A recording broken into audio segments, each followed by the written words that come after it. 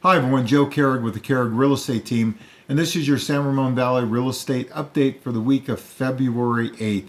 If you remember last week, I told you the number one question that I'm getting, and it's a great question. People were saying, Joe, all we're hearing is that there's no inventory. But on the other side of the coin, we're hearing that it's going to be record sales, over 6 million sales this year, maybe 7 million sales, the most sales we've had in decades. So those two things don't match up, and they're exactly right, they don't. So when people talk about there's no inventory out there, it's just because demand is so strong that anything that comes on the market, things are coming on the market, and they're right, we're going to have record sales this year, but as fast as stuff is coming on the market, it's going. And people always ask, Joe, what can really slow this market down? There's so much demand. When you're getting 20, 30, 40, 50 offers on properties, my God, there can't be enough homes coming on the market to take care of that demand. What it's got to be is to slow the market down a little bit. It's got to be a combination of more homes coming on the market, which will happen the end of spring, and we're seeing it now, but even more towards the end of spring, early summer. But as fast as those homes are going to come on the market, and you'll see this week, they're getting absorbed, by the demand. It's going to take interest rates to creep up a little bit where the affordability and the demand goes down a little bit. In combination of those two things, it might level out the market a little bit, but we expect to be a seller's market basically all year unless anything really, drastic happens. And the only way the interest rates are going to go up is if the COVID vaccine is successful and the economy starts to hit on 8 cylinders again. So, and that's still, it's looking good. There's definitely hopeful signs, but nothing's for sure. And most people won't get vaccinated till the end of the spring, early summer. And like I said, if it's successful, you'll see the interest rates go up, more homes coming on the market, and it might just get us out of this crazy market where maybe we're only getting 3 to 5 offers on a home. And a lot of homes are coming with 3 to 5, obviously, as you go up in the price range. And we just sold one home the other day that's been on the market for 30 days, and we're the only offer. Obviously, they were, starting way high. As most things, most homes in demand that have 4 or 5 bedrooms with a yard are getting multiple offers. But you'll see it this week. Look at the graph for San Ramon, the San Ramon market. Now, you'll see pending sales are up, but look at active sales. Active sales are also up. So even though when you see that many more pendings and actives, it's definitely a seller's market, but you can see that the activity, the active properties are keeping pace. What we saw last year, when this market really started turning, we saw pending sales go up and then the amount of active properties go down till it gotten such an out of balance like it is now. But now it's kind of been keeping up with itself a little bit. Same thing when you look at the Danville market. Look at the pending sales, way up last week, but the active properties stayed the same. So what that basically means is as many homes that went pending, homes came on the market. Again, it's not a lack of homes coming on the market. It's really more of the increased demand that's just burning off everything that comes on the market. When you look at Blackhawk, same thing. Look at pending properties are up in Blackhawk, but look at active properties are up too.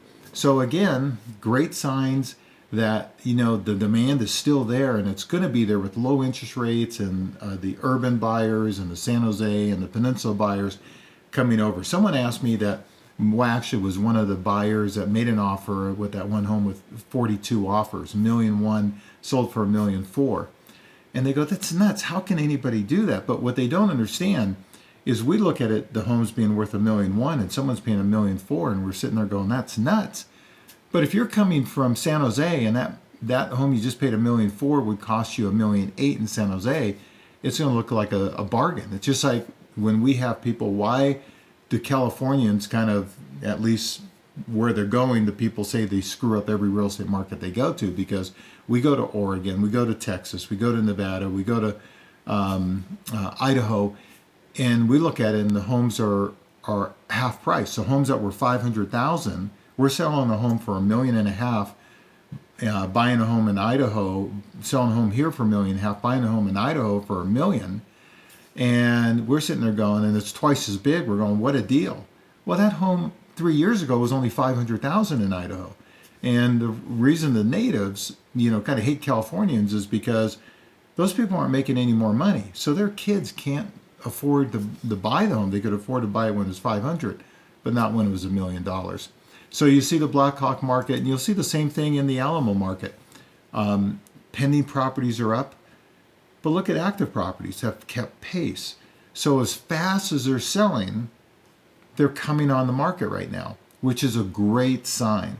We were so afraid that the pending sales were going to keep going up and people weren't putting their home on the market. But, through this video, if you guys listen to it, a lot of people, we're getting a lot of calls saying, Joe, what's my home worth?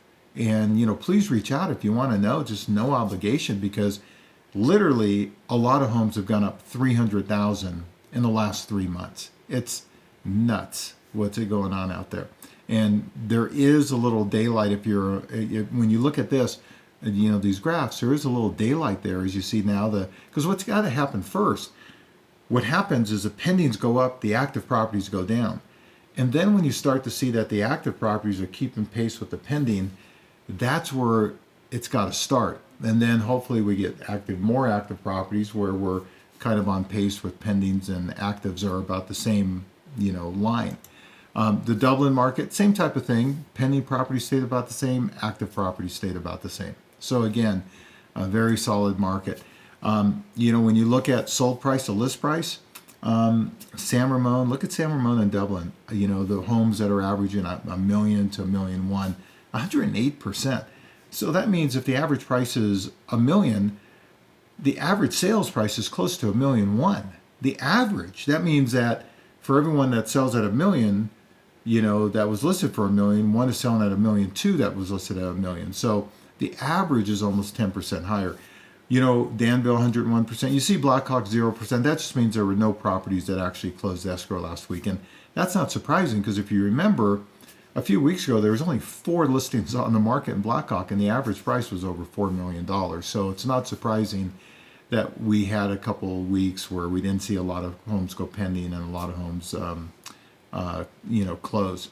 So anyway, this market is really you start to see a little bit of it turning a little bit, but every neighborhood, every home's a little bit different.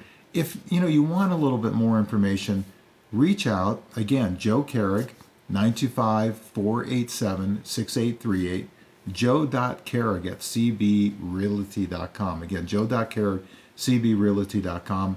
I'm the managing broker of the Danville office.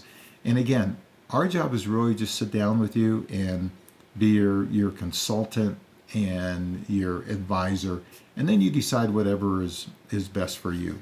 So if you like these videos, and next week we're going to talk a little bit about what are the 4 steps that we go through when someone's asking us, should they sell their home?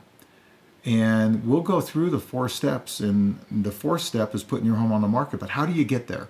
So if you like these videos, please subscribe and click on the bell so you get a reminder. And we would love it if you would also like these videos.